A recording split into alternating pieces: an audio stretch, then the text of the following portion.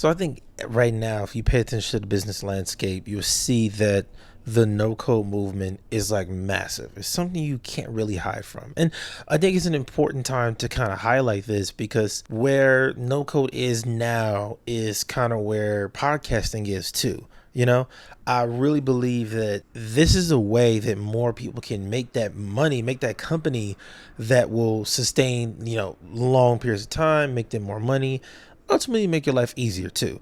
Because going into the software, the SaaS world is trending, number one, obviously, but it's also just an easier way to do things. Like all it is when you have a software product, you have a no code tool to help you serve your clients better. What it really does, number one, it creates recurring revenue. That I think is the most important thing. Like right now, the best way to get recurring revenue is to have a membership community or something, right? Where people pay you monthly for content or interviews or whatever, which is fine.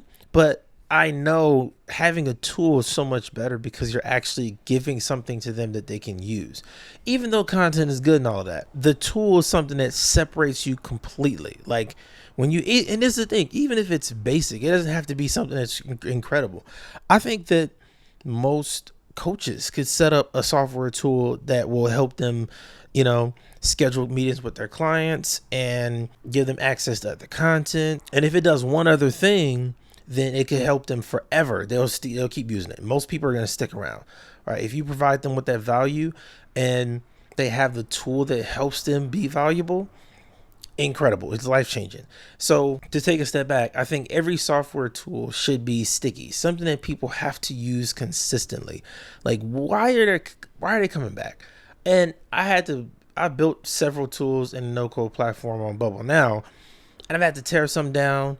And some of them even going back to, because if you can't make it to where people are going to be using this thing over and over and over again, you really are wasting your time. Right. So it's super important that it's sticky, number one. That's what's going to get people paying you every single month with no problem. Now, if you already have a service business, you just got to think about what services can you put into a tool that you don't necessarily have to sit there and babysit all day. Right? Because if it's a service, you're obviously doing work or you're paying somebody to do that work. It means a human has to be involved. When you create a software tool through the no-code platforms, you make it to where a system does all of that stuff. And that right there is a game changer. So I think that's the first thing you got to think about is how can I take the services I already have and put them over here to where it's in a machine and the machine does it. For me, the easiest one by far is setting up a podcast management system. Right. So when I help my clients launch their podcast, they don't have to come to me and ask me, oh, when this is going out, when is that going out? They can look and see a calendar of when episodes are releasing. Super simple. And that kind of approach makes it really, really easy for me to keep them around as clients. Even after we launch the show, they're going to still be a client 6 months later because they're still using that same calendar, still using the same process that they used when we started working together. Right, so that's like the first thing is to make sure it's sticky. And if you talk to founders and stuff, they'll tell you how hard it is and how difficult it is. I don't think it's that hard. I think that the only question you got to ask yourself is what can I give them that they're going to need to use every day? Right, it's really simple. And if you know your market, it's easy. I'll say that. If you understand your market, your people you're talking to, that's going to be easy.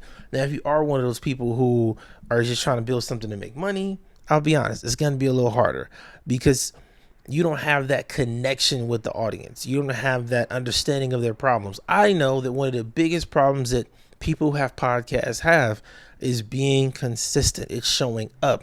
It's marketing the show, right? So I know if I put all of those elements on a calendar that they can look at to see, okay, what's my daily marketing task? What's my weekly marketing task? What goes up monthly? That right there changes the game for 90% of podcaster. I just have to make a platform to where those people show up and they look at that every day. Super simple. Now, another thing you can do is think about the assets in your brand, right? Like what kind of assets do you have that you could implement into the same system? And man, this really helped me a lot personally because I've created so many workbooks and master classes and trainings over the past like 7 years now. It's just a ton. It's ridiculous. So I thought like, man, how would this help somebody? Now, my first thought was, again, the old school way of thinking, set up a membership site, add a ton of content and just start inviting people, just invite them. And after they get 2 weeks free, then make them pay for it and then do group coaching every other week and boom. But I'm like, damn, that's not really as valuable as if I give them the tool, obviously, right? The software, right? And then put in certain elements into that tool that are going to help them, right? So for example, if I was into marketing, I would have an email marketing tool for a specific type of person.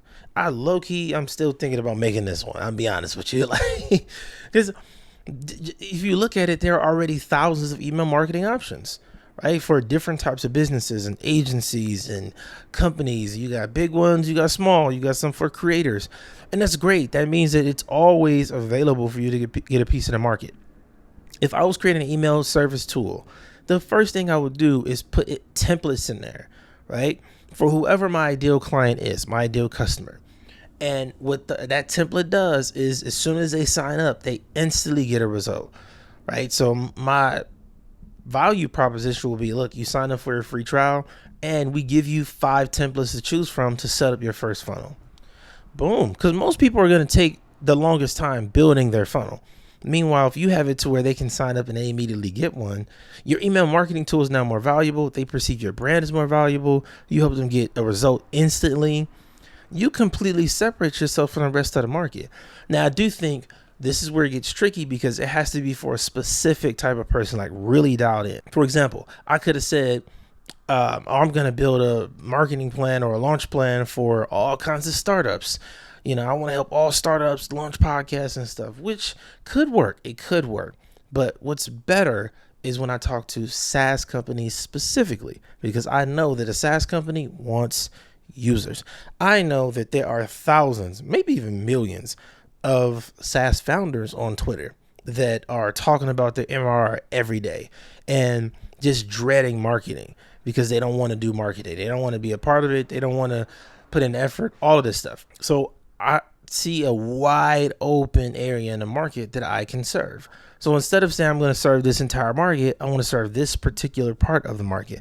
And even saying SaaS, that's like one level deeper. I could go deeper than that and say only tech SaaS companies, right? Or only creator SaaS companies. I get really, really specific on this. And this is the thing when you take your business from being service, you go from being a commodity into, like, when you have the software, you go from being a commodity to something that's unique, something that can't really be found anywhere else, right? That's when you can charge more. You're going to get more customers. It'll be easier to get customers because you're not the same. You're just not doing what everybody else does. And if you go the same path, same route, do what everybody else does, you'll be going in circles, promoting, talking to yourself, yelling down the hallway. So what I would suggest to get started is looking at the no-code systems, looking at Bubble, a couple other platforms out there like Webflow, and just really first think about what is something you do in your business that is a service right now that you are paying somebody to do it, that you're doing yourself, and really think for a second, could I set up a tool to help my clients manage this? Right? And think about something from their perspective. They have to do this every month. They don't like doing it every month. It's exhausting or it's hard. How can you make that easier?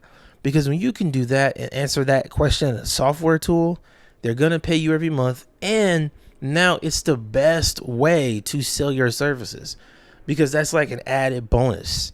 Instead of saying, oh, pay me a monthly retainer, it's like, look, you just keep paying to use the software. Pretty simple. And again, look into the no-code building thing because you don't have to have a bunch of experience. You don't have to be super technical. A ton of free courses and free content on it. It probably will take you 6 to 9 months to build something that's really, really good, but you can build an MVP within 30 days. They even have templates on there. You could build an MVP in 30 days and start shipping it to your customers right now. Like your clients you already work with, they can be the first people to look at it, tell you if it's good or not, tell you if it's useful or not. All right, that's the best way to get started. I'm telling you, you make the transition from being like just a regular coach or a regular speaker or a regular author. Then you have a software tool where you can actually serve the same people at a higher level. Now you're not this commodity anymore, and I'll be honest, a little rant here. I personally wanted to make this transition because I saw what the pandemic did to podcasting. As soon as it started, podcasting blew up. Millions more shows, thousands and thousands of editors, all the people in the business world trying to come and be guests on different podcasts. I have seen it. And for me, it was like, okay, if all of this is happening, it's going to happen to me too, where it's going to be a ton of podcast coaches, right?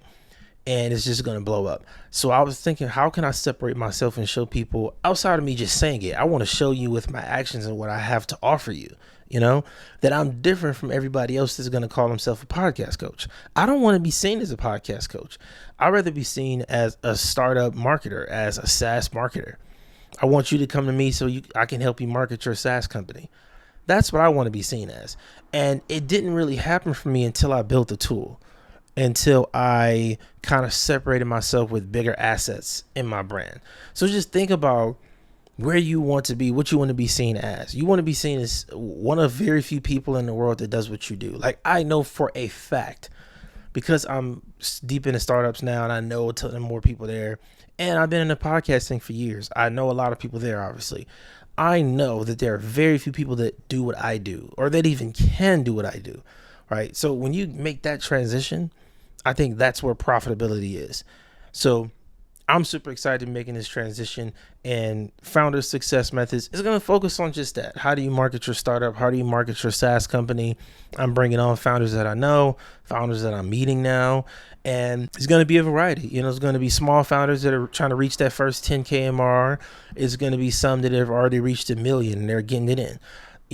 And I want to give you some more of my strategies, insight on how I've used my products, and even some of the things I've done wrong and how I'm going to grow. This is not me talking at you like I know it all. This is going to be like a growth kind of show. You know what I mean? So I'm super excited, man. If you're watching this on YouTube, thank you. If you're listening on the podcast, go and subscribe on YouTube. Search for Founder Success Methods. YouTube is putting a lot of effort in the podcast, and so I want to blow up there.